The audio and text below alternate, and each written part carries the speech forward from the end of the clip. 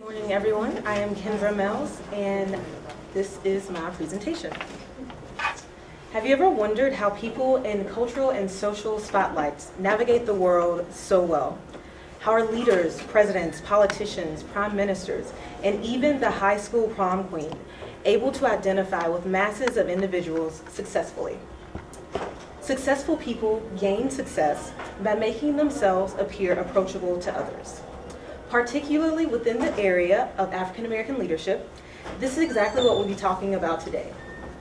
You Speak Well, Cultural Code Weaving and Black Women Leadership is an interdisciplinary study of both the challenges and methodology for navigating Black woman leadership. For a Black woman leader, what does it mean to speak well? Implications of the phrase can be both good and bad, essentially a compliment and an insult wrapped up into one. Usually it's uttered with a little bit of surprise. It comes from the general assumption that the native tongue of most Black people is African American Vernacular English, or AAVE, and the assumption is that person is code switching from AAVE to whatever the dominant language is. So, what is code switching?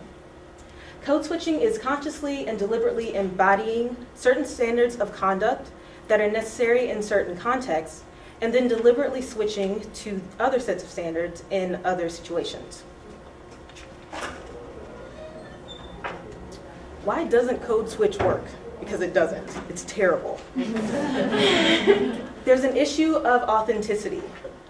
When you code switch, in order for one of the codes of conduct to be proper, it insinuates that an additional code of conduct is improper, which basically puts the lower code of conduct into a subordinate space.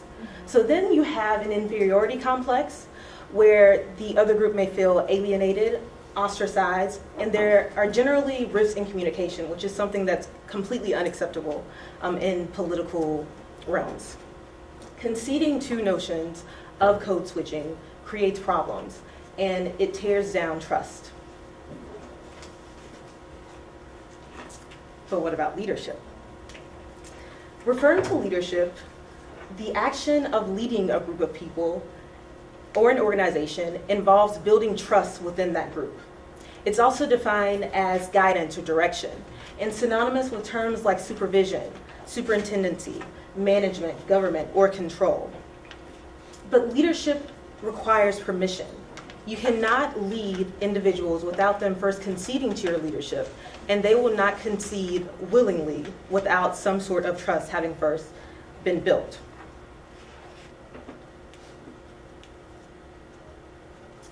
My solution here is code weaving. Not quite code switching or code meshing. Code weaving is the heterogeneous mixing of standards of conduct into a cultural code unique to the person exhibiting them. Considering W.E.B. Du Bois's notion of double consciousness, where an individual exists as two somewhat irreconcilable parts, and Gloria Anzaldúa's notions of both the borderlands and the fragmented self, where you have tons of competing identities struggling to work their way into a whole, code weaving is the new norm. Code weaving allows individuals to authenticate a version of themselves that is both genuine and identifiable to masses. And to move forward in this, we're going to look at who I consider to be the ultimate code weaver, our First Lady, Michelle Obama. If you take a look at the pictures on the screen, First Lady Obama is embodying a lot of different versions of herself. She is the professional, the soccer mom, the glamour queen. And on the left there, she's something that I can't quite figure out, but it's definitely a version of her that we see very often. Millions of people are able to identify with First Lady Obama as an icon, and it's because she's able to code weave and she's able to do it very successfully. First Lady Obama has appeared on magazines like Ebony, Jet, Times, and even The New Yorker, if any of you remember. And each time that she's appeared, for every person that has had something negative to say, there have been 5 people with something positive to say.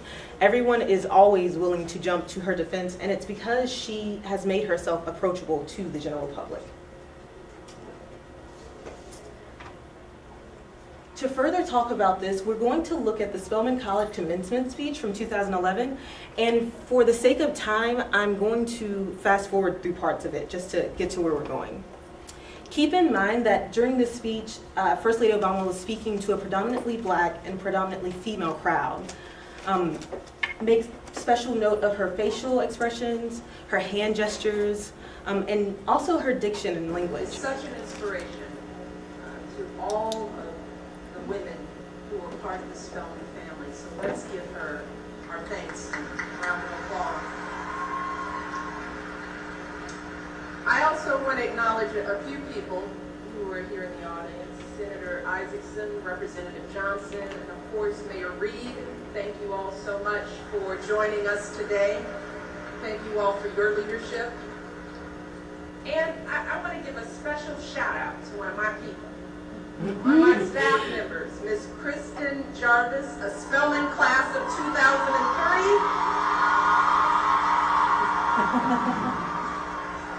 Look, ladies, you want to know what Spelman does for you? Kristen is my right-hand woman. She travels with me all across the country and around the world. I don't know what I would do without her. She has been with me from the very beginning, looking after my girls.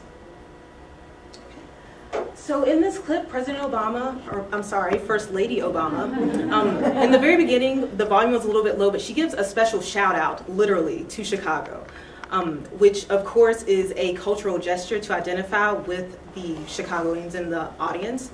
And then she gives a special shout out to Kristen Jarvis, which is something that you don't necessarily think that a First Lady would do, but as you could hear from the reaction of the crowd, she did it very well. People were very open to her reaching out. We have an additional clip here, and this one's going to go a little bit more quickly because it's at the very beginning, but again, pay attention to the same things. That happens to you all, here's what I want you to do. I want you to just stop a minute, take a deep breath, because it's going to need to be deep. And I want you to think about all those women who came before you. Women like the...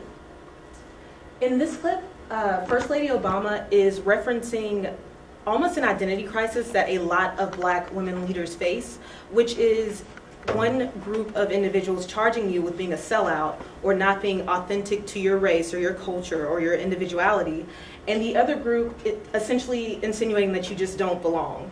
So go home, this isn't you.